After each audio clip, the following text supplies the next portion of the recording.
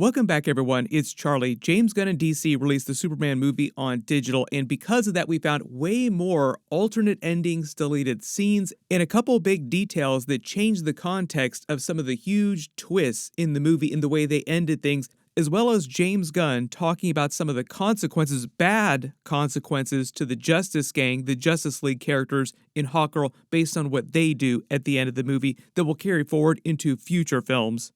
He said it will not end well for those Justice League characters, like some really, really bad things are coming for them.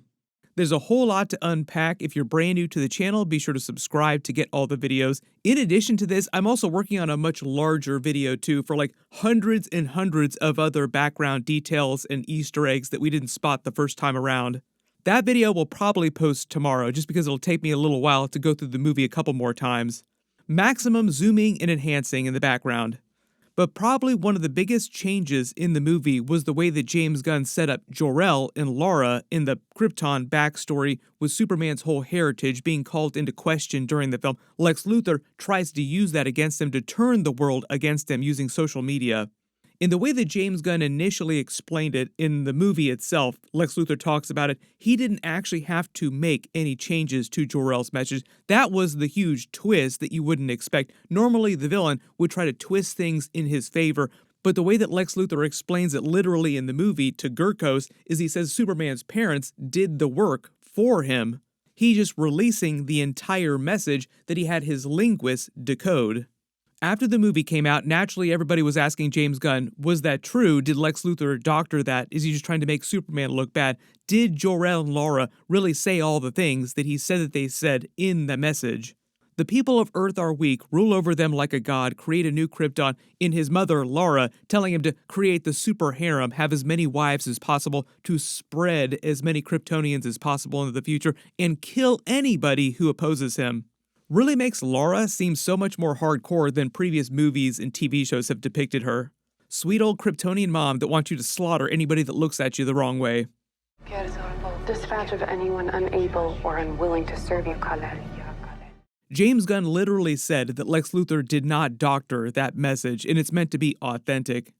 But when you rewatch the movie on digital and you can pause it, you can zoom and enhance way better. In that final speech between Superman and Lex Luthor, when he's basically giving his whole mission statement why he's just as human as everyone else, even though he is literally an alien, one of the Luthor Corp monitors plays footage of another news agency interviewing Maxwell Lord, who's joking about Lex Luthor sucking. Like, the one thing that can bring liberals and conservatives together is agreeing that Lex Luthor sucks. If you zoom and enhance on the news ticker, it actually indicates that Lex Luthor doctored Jor-El's message, which is in complete conflict with what James Gunn said. Like, why would this be on here in the movie if they're saying it's doctored and James Gunn just said that it's not doctored? This completely changes the end of the movie because James Gunn said one of the big turns that Superman has in the film is wrestling with his legacy. It's why the movie was originally titled Superman Legacy, because he comes to Earth thinking of himself as an angel, according to James Gunn. Like, he thinks he's an angel growing up, come to protect and help the Earth, but then finds out that he's more like a demon, actually. Pa Kent's speech to him makes him feel better later in the movie when he tells him, no, it's not where you come from, it's your actions that make you a good person. It determines who you are. So whatever your parents, Jor-El and Lara, told you they wanted you to do, it doesn't matter. All that matters is what you do with the abilities that you have with your life. That leads to his whole statement against Lex Luthor at the end of the movie when they're yelling at each other, and then the very end of the film when he sits in his chair in the Fortress of Solitude and tells Robot Number 4, Gary, to put on the message from his parents to help soothe him, and this time it's the message from his Earth parents, the Kents. Meant to pay off the moment from earlier when he was playing the first half of the message from his Kryptonian parents that soothed him. This time it's the Kent parents and his childhood with them, his upbringing with them that soothes him. But all that kind of changes if Lex Luthor doctored the message in some way, if there's something wrong about the way that we saw the message broadcasted in the media. It kind of tramples on that ending. The whole point was supposed to be that Lex Luthor did not change the message in any way.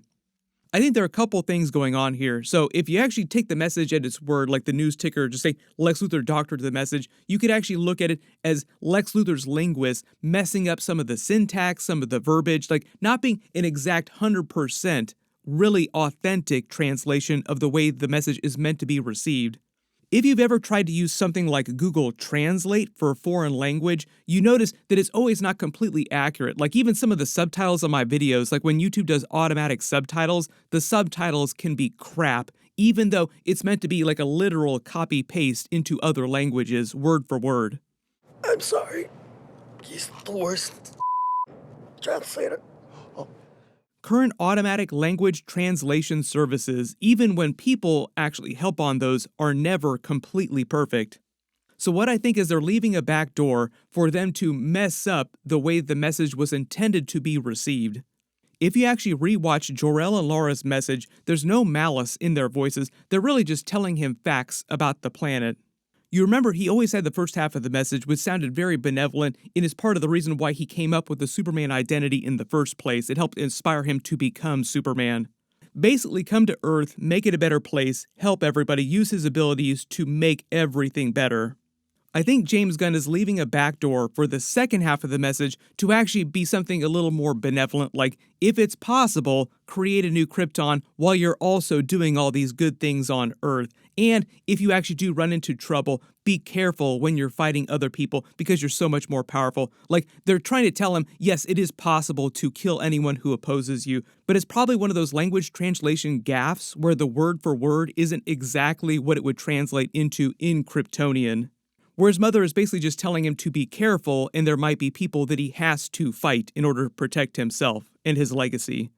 So the actual message, if you were to have a Kryptonian who's perfect at translating it, would be way, way less hardcore. This also brings into question Supergirl, because Supergirl could listen to the message. She knows full Kryptonian, she speaks Kryptonian, so she should be able to translate it to Superman perfectly.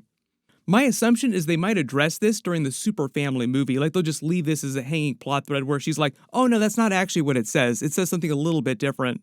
If you've ever watched anime fan subs, it's a little bit like that, and then getting an actual Japanese person who speaks perfect Japanese and perfect English to make a more perfect version of the translation. You also take into account the fact that the news outlets inside the world of the DCU are also probably just trying to drum up more headlines and get more clicks on their news. One thing conservatives and liberals can finally agree on is that Lex Luthor sucks. So it's one of those grifter situations where like they'll report anything like Superman sucks, look at this message, like they'll broadcast it everywhere. But then at the minute that Lex Luthor seems like he did something shady, they'll turn on him and use that for more clicks. Most of the time, most news organizations are not completely accurate in their reporting.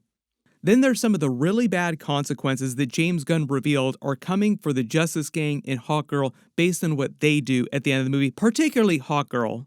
He actually said in the behind-the-scenes features that there are going to be some very, very bad consequences for her killing Gurkos that will extend beyond the Superman movie. Basically, they'll deal with in future films.